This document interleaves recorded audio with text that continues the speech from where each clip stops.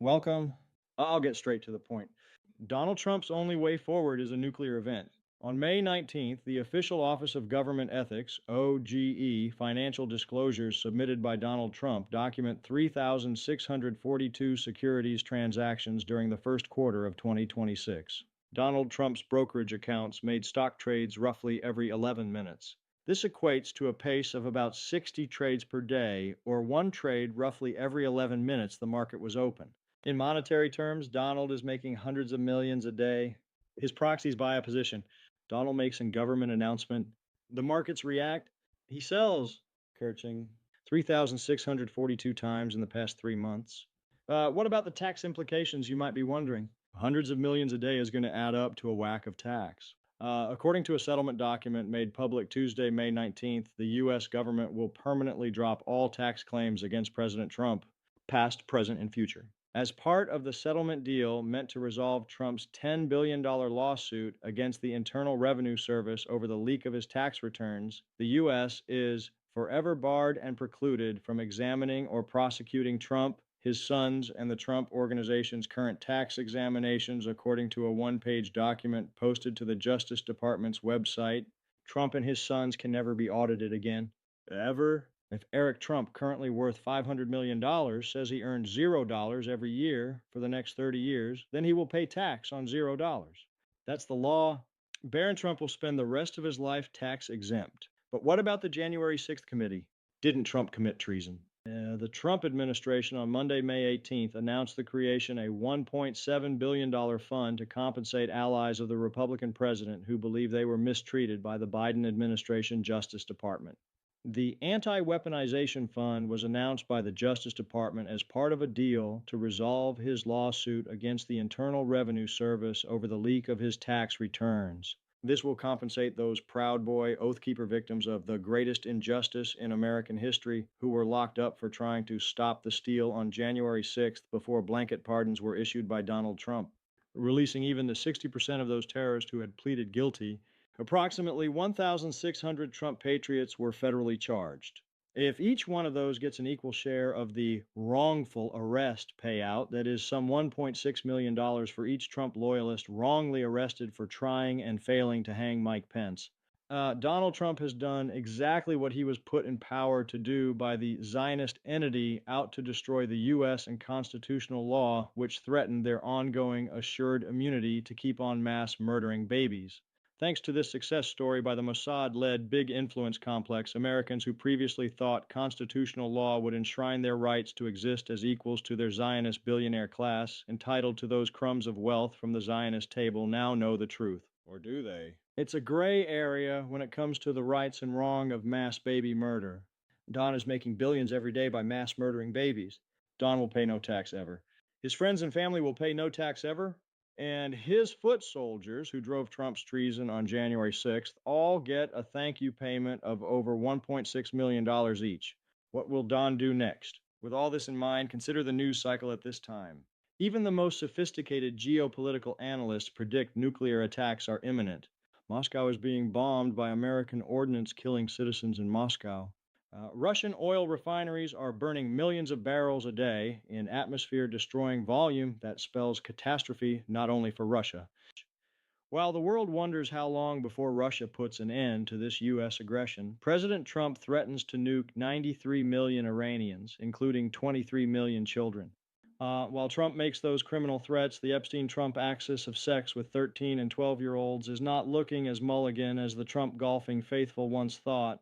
Soon the Christian majority may see Trump reading his Bible at them and wonder if a child rapist really should be doing more or less exactly what Trump is doing daily.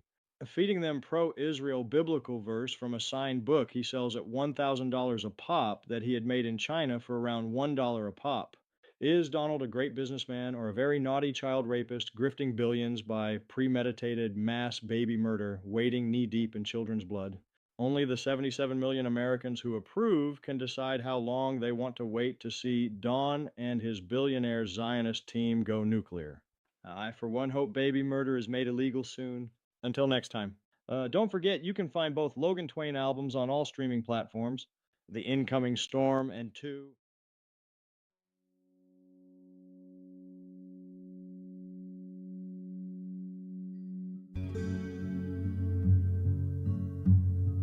Nuremberg 180 some years ago wrapped up the last fascist genocide show. One chosen man, 19 some million died, killed by those Christian nationalist lies. Racism rose one November day. Crystal night came in 1938. During that era of golden decree, 2 of 3 followed obediently. 2 of 3 followed obediently. God chose those few, His faithful crew, to kill and to maim. Some claim they never knew. All over the world, some knew what happens next. Armies were raised, fascists put to the test. When battle was won, the law came to decide. In Nuremberg, 1945, the trial would go on for almost a year. Lawyers heard stories, many shed tears, many sad stories, rivers of tears. Nuremberg's trial showed 2 out of 3 were trained to follow obediently. Hitler spoke words winning widespread applause. Killing for land made good sense for the cause. They built camps for murder, they lied to deceive. Starved children in cages till they couldn't breathe. Willing to serve, their conscience was bought. Willing to kill for the lies they were taught. Killing those kids in the ways they were taught. Nuremberg's lawyers were left to decide if never again would one day be applied. But Nuremberg's court ruled no nations to blame. The fault lies with man, not with national shame. They sentenced the leaders, the symptom that saw. The voters who raised them faced no judgment call. Verdicts were written, lessons made law. Never again would the rich kill the poor. Never again should the rich kill the poor. Nuremberg ended with never again. 80 years later, we look back on then. History teaches one lesson that's true. Without a rule of law, killers kill when they choose. 2 ways this ends, I'll share both ways with you. One is extinction, one's Nuremberg 2. The law works for all if it works equally. Not laws by the few for their prosperity. Laws just for some and all humanity.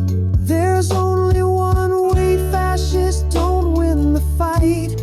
Nuremberg 2 is our northern starlight. Fascism ends by majority who see Zionist killers in Nuremberg 2. Gold fascism ends with a calling card to explain their silence, say they never knew. Complicity by majority who wait to see judgment at Nuremberg 2. They'll only know peace after Nuremberg 2. Indemnify killers, one day they'll kill you.